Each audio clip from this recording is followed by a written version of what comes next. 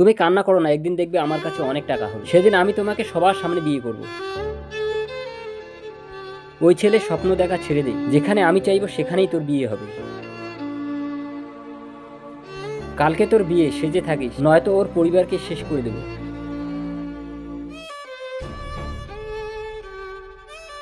ভাই, ও তো অন্য কাউকে বিয়ে করেছে, টাকাওয়ালা দেখি, তোকে ছেড়ে দিয়েছে।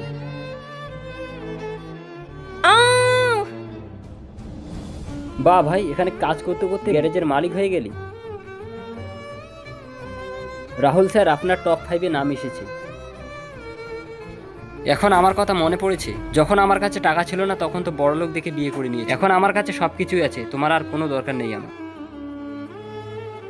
হ্যালো ভাই, ও তো নিজের জীবন শেষ করে দিয়েছে। ওকে মেরে ফেললে তুমি? এটা তুমি কি বলছো? তোমার পরিবারকে বাঁচাতেই ও বিয়ে করেছে।